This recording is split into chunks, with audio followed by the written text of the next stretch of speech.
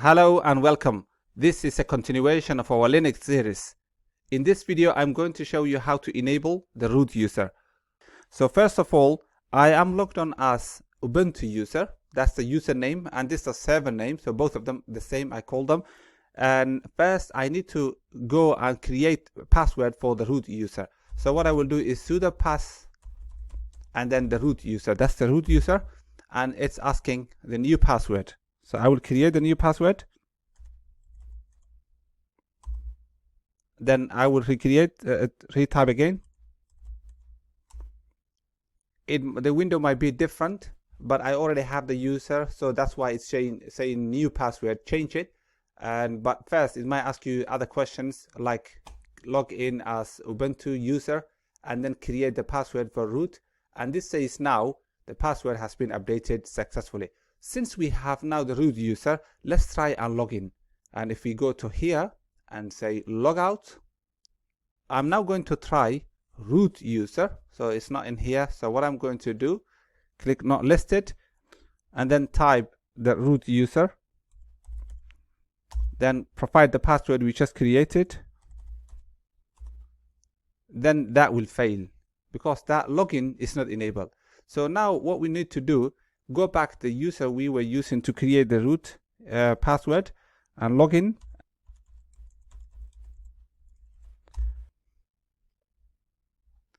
Okay, so again, let's run the terminal.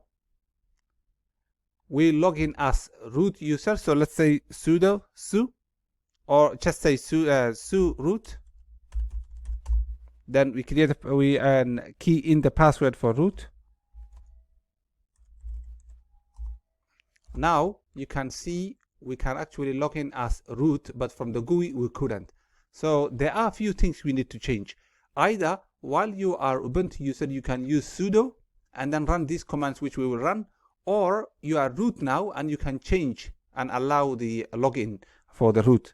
So what we need to do, go to this directory cd/etc/gedit or gdm3. Then in here we have a file called custom config. So if we say ls-lh, this is the file where we need to do the change. So here you can use gedit or GUI edit. And if you don't have GUI edit, you can install it by, so this is root. So you can just say apt install and then gedit. You can do that. Then it will install this. And that will allow you to use GUI to change files. But we are root and this is already installed, so I will just go to that file, and that file is what the configurations, where the configurations are. So let's go to gedit, and then the file is custom config. If you type the first letters, then type tab key from the keyboard, it will complete it for you. Then this window opens. If you were using Vim, then you would be staying in the console and then doing the changes there. So here's the change we need to do. And pick somewhere, and the security, for example, we can say allow root then space equal true. You can do that. If you want a remote login like SSH for the root user, we can also do allow remote and then root then space equal true.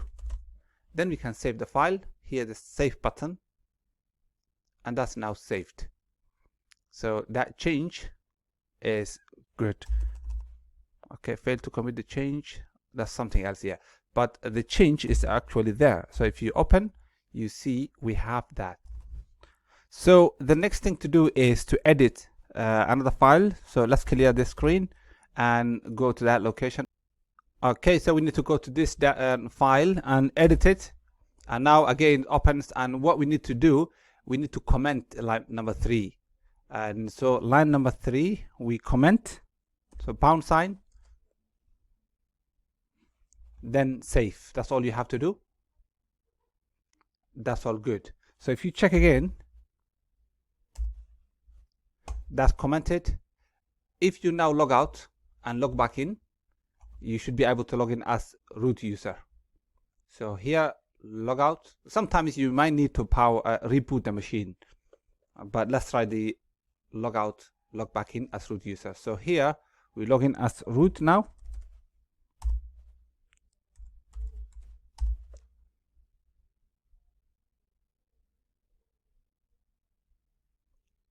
Okay, so you have the root login. We can close this one. You can set anything you need later.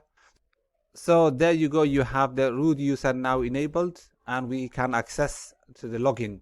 Thank you very much for your time, and see you in another video.